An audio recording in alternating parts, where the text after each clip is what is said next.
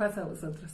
Continuamos con nuestra segunda porción del libro de Levítico, nuestra porción que se llama Ordena, y estamos también en nuestra segunda lectura. Nos encontramos en el capítulo 6 a partir del versículo 12. Vamos a detallar variaciones de la ofrenda de alimentos derivados de harina y horneados. También se habla de la ofrenda de pecado, la purificación de los utensilios, la ofrenda de culpabilidad y ofrendas variadas para los sacerdotes. Dice: y habló Dios a Moisés diciendo: esta es la ofrenda de Aarón y sus hijos que acercarán para Dios en el día que será ungido a él, 1/10 de efa de harina fina, como oblación para siempre. Su mitad se ofrecerá en la mañana y su otra mitad por la tarde. Vemos que el día que era ungido un sacerdote para oficiar, pues debía presentar esta ofrenda. Sin embargo, vamos a leer o entendemos que el sumo sacerdote debía traer esta ofrenda tanto en la mañana como en la tarde diariamente. Y pues podríamos preguntarnos por qué era necesario que trajeran estas ofrendas. Sobre todo el sumo sacerdote. Entendemos la consagración de un sacerdote que traiga su ofrenda cuando es consagrado y listo, pero vemos que el gran sacerdote, el sumo sacerdote, debía traerla diariamente. Hay varias explicaciones de por qué se le pide esto. Vamos a citar algunas. Diría el maestro ahí en el Sermón del Monte, en Mateo 7, pues ¿cómo vas a quitar la paja del ojo ajeno si tú tienes una viga en el tuyo? Es decir, mejórate a ti mismo antes de mejorar a los demás. El sumo sacerdote ponía el ejemplo, era como el incentivo para el resto del pueblo. Si el sumo sacerdote está llevando su ofrenda, si el sumo sacerdote reconoce que tiene pecado y quiere corregirse, bueno, pues yo también quiero hacerlo de esta forma, quiero mejorar yo también. Ahora, vemos que va a llevar la ofrenda, digamos, la más sencilla. Recordemos que esta ofrenda de harina y aceite la llevaban los que pues no tenían muchos recursos, los más pobres.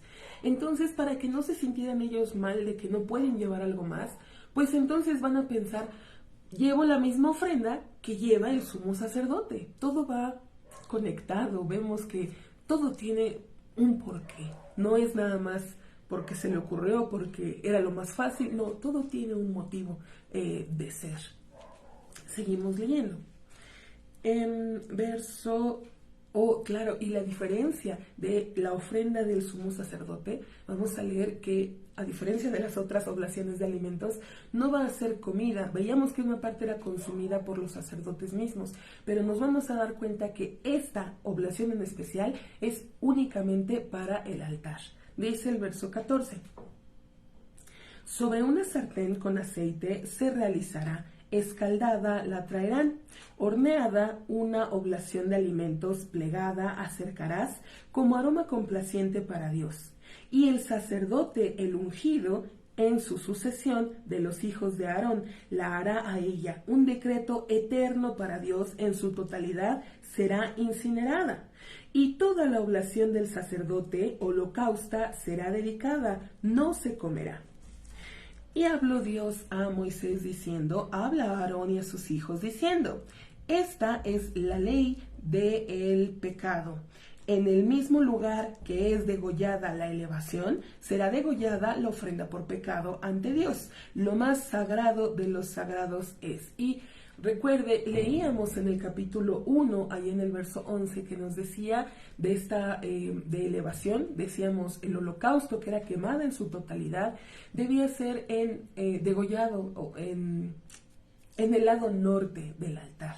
Está diciendo que también la ofrenda de pecado, y vamos a leer más adelante que la ofrenda de culpabilidad, también debían ser degolladas en el lado norte. Entendemos que este lado norte, llamándolo de una forma, representaba esa división que había causado la persona, la malicia, esto material que había faltado la persona, que había separado del Creador. Lo explicábamos así en un principio. Y pues esto al lado norte representaba como romper con eso, como degollando a eso material, a eso que lo había alejado en un principio a la persona del Creador.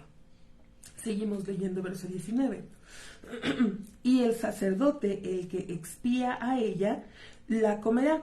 En un lugar sagrado se comerá, en el atrio de la tienda del encuentro. Todo el que tocase en su carne se santificará, y lo que sea salpicado de su sangre sobre la ropa, el lugar que sea salpicado sobre ella, se lavará en un lugar sagrado. Y un utensilio de barro que sea cocinada en él será quebrado.